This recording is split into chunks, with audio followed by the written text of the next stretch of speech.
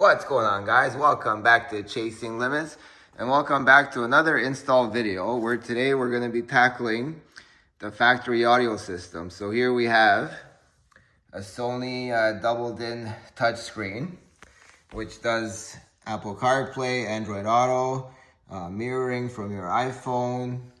It's got a rear view camera input and many other features that obviously the stock ITR lacks, since it's pretty ancient, being at 29 years old. So yeah, here we have the wiring harness for the deck. And then on this side, we got the double-din multi-kit for Honda Acura.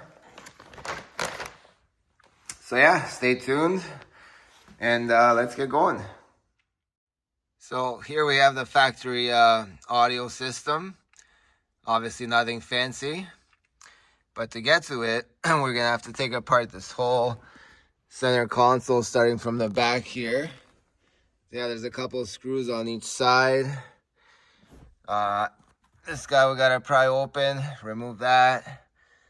And then here, the ashtray, which you don't see that anymore, and the cigarette lighter outlet here.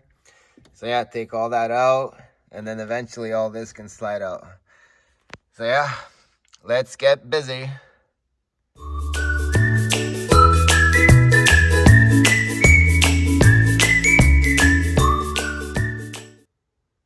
Alright, so after removing the armrest here, center console with the shift boot, so we pretty much got everything out now.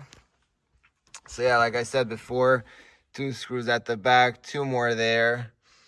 And then where else? We have 2 10 mils here holding the rest of this. You got to move the shifter and the nut, which are right there. Then the cigarette lighter and ashtray. And this is the hole. This is what we're looking at.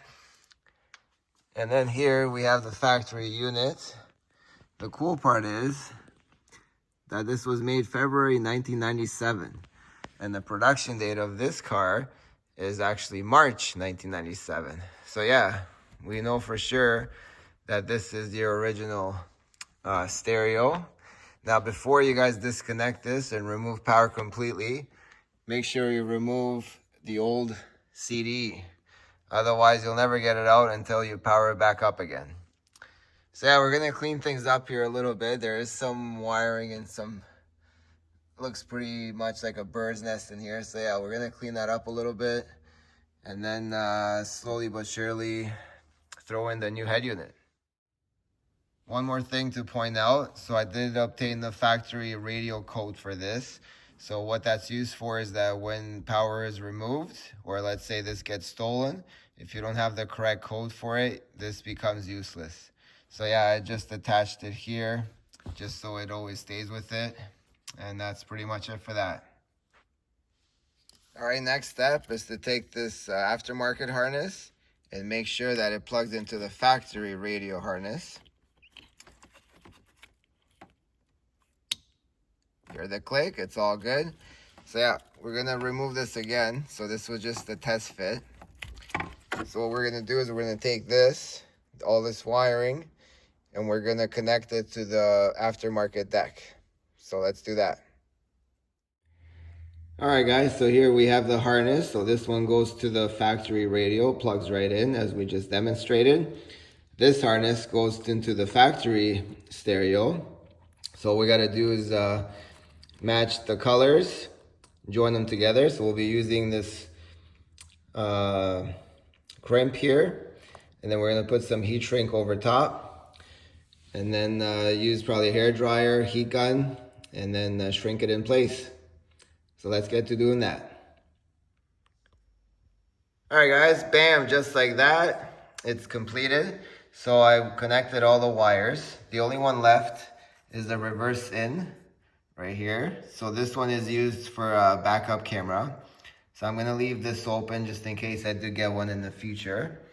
And then the other wire left is the parking brake. So they suggest this to put it to your parking brake, but what I'm gonna do is just connect it to a ground, to a chassis. So that way it's defeated at all times, regardless if the parking or the e-brake is on or off. So yeah, now we're gonna work on getting this whole unit inside. And this here is the USB connectivity for the Android Auto or Apple CarPlay. So yeah, let's try and throw this thing in. So after a lot of cutting, hacking with the mount kit, the unit is finally installed. So there she sits, nice and pretty. So yeah, we got the mic wire right here. So I gotta set that up. Still gotta connect the parking brake. I checked the USB ports for the Apple CarPlay. That works awesome. So yeah, I gotta rearrange some wires, put the rest of the interior back how it was. And yeah, we'll go from there. Alright guys, here we are. We're looking at the final product. So as you can see, everything works nicely. We got Apple CarPlay working. Fits great. Ran the wires under here.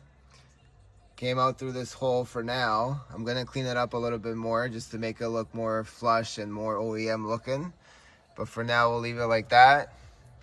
And I must say the audio is actually very impressive over the stock factory unit. It's like a whole new car, especially when you turn it up. But yeah, overall, I'm super impressed with this unit. Best bang for the buck. It's a must-have. And yeah, thanks for watching. Hope you guys found this information useful. We'll see you next time.